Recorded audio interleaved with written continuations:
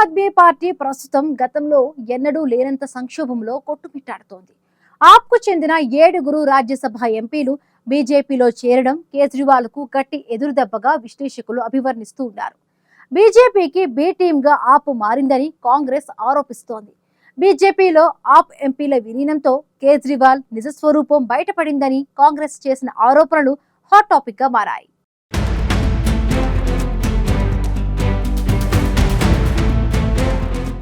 ఆమ్ ఆద్మీ పార్టీలో గతంలో ఎప్పుడూ లేని స్థాయిలో సంక్షోభం నెలకొంది.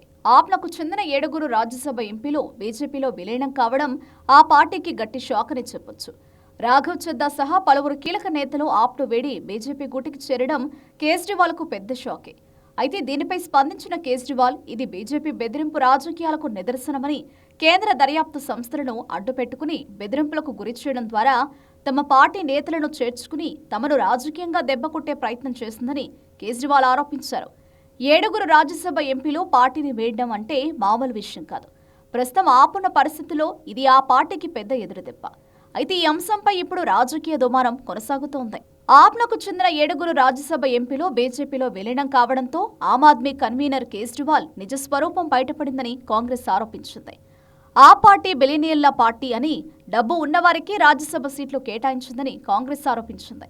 పంజాబ్, గుజరాత్ రాష్ట్రాల్లో కాంగ్రెస్ను ఎదుర్కొనేందుకు బీజేపీకి ఆప్ సహాయపడుతోందని కాంగ్రెస్ పార్టీ నేత అజయ్ మాకెన్ విమర్శించడం హాట్ టాపిక్ గా మారింది.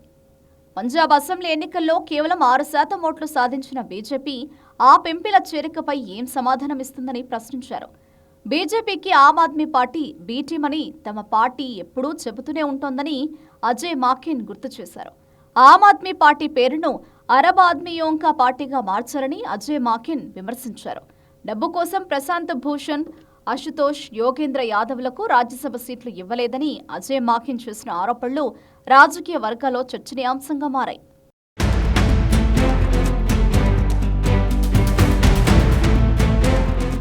ఇక తాను సహ వ్యవస్థాపకుడిగా ఉన్న రాజకీయ పార్టీ ఆప్ నుంచి వైదొలుగుతున్నట్లు బీజేపీ ఎంపీ రాఘవ్ చద్దా ప్రకటించడంతో పాటు పార్టీపై సంచలన ఆరోపణలు చేశారు. ఆప్లో విషపూరితమైన పని వాతావరణం ఉందని, ఇటీవలి సంవత్సరాల్లో పార్టీ అంతర్గత కార్యకలాపాలు గణనీయంగా క్షీణించాయని రాఘవ్ చద్దా ఆరోపించారు. బీజేపీలో చేరిన తర్వాత తొలిసారిగా ఆప్పై విమర్శలు చేస్తూ చద్దా స్వయంగా రూపొందించిన ఒక వీడియోను విడుదల చేశారు. తాను చార్టెడ్ అకౌంటెంట్ గా మంచి భవిష్యత్తు ఉన్న కెరియర్ను వదులుకుని రాజకీయాల్లోకి వచ్చారని, పార్టీని నిర్మించడానికి తన యవ్వనంలోని కీలక దశలోని దాదాపు 15 ఏళ్లను అంకితం చేశారని రాఘవ్ చద్దా గుర్తు చేశారు. ఏప్రిల్ 24న ఆ పార్టీకి చెందిన 7 రాజ్యసభ సభ్యులు పార్టీని వీడి బీజేపీలో చేరారు. రాజ్యసభ చైర్మన్ సిపి రాధాకృష్ణన్ ఈ విలీనాన్ని అధికారికంగా ఆమోదించారు.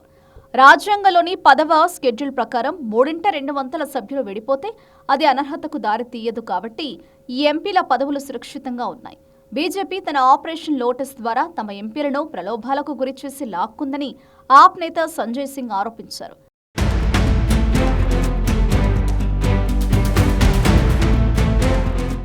పార్టీ సమ్మతి లేకుండా కేవలం ఎంపీలు విలీనం కావడం రాజ్యాంగ విరుద్ధమని, దీనిపై కోర్టుకు వెళతామని ఆప్ ప్రకటించింది.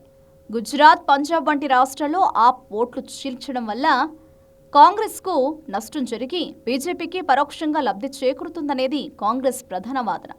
7 కీలక ఎంపీలు ఒకేసారి అధికార పార్టీలోకి వెళ్లడం ఆ పార్టీ అంతర్గత సిద్ధాంతాల పట్ల అనుమానాలను రేకెత్తిస్తుంది. ఆప్ జాతీయ కన్వీనర్ అరవింద్ కేజ్రీవాల్ అరెస్ట్, ఇతర నేతలపై విచారణ సంస్థలు దాడులు జరగడం వంటి పరిణామాలు అన్నీ బీజేపీకి ఆప్ బీ టీమ్ అంటే నమ్మేలా లేవు. అదే సమయంలో ఆప్ బీజేపీ మధ్య తీవ్రమైన వైరం ఉందనే అభిప్రాయాలు ఎక్కువగా వినిపిస్తున్నాయి. అంతేకాదు బీజేపీని విమర్శించడంలో ఆప్ కూడా ఎప్పుడూ వెనకాడలేదని, కాబట్టి వారిని బీ టీమ్ అని పిలవడం కేవలం రాజకీయ వ్యూహం కావచ్చు.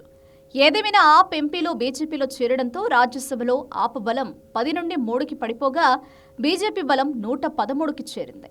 ఎంపీల విలీనం నిజమే అయినప్పటికీ అది రాజకీయ ఒత్తిళ్ల వల్ల జరిగిందా, లేక మొదటి నుండి ఉన్న లోపాయికారి ఒప్పందం వల్ల జరిగిందా అనేది ఇప్పుడు తెలియాల్సి ఉంది.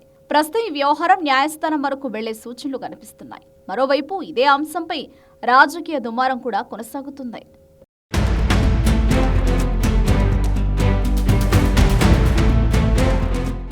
ఆమ్ ఆద్మీ పార్టీని వీడి 7 రాజ్యసభ ఎంపీలు బీజేపీలో చేరడం కేజ్రీవాల్ పార్టీకి గట్టి ఎదురుదెబ్బగా రాజకీయ విశ్లేషకులు చెబుతూ ఉన్నారు. మరొక వైపు ఆప్ ఇప్పటికే షాక్ లో ఉండగా ఆప్ను బీజేపీకి బి టీమ్ గా పేర్కొంటూ కాంగ్రెస్ విమర్శించడం రాజకీయ వర్గాల్లో చర్చనీయాంశంగా మారింది.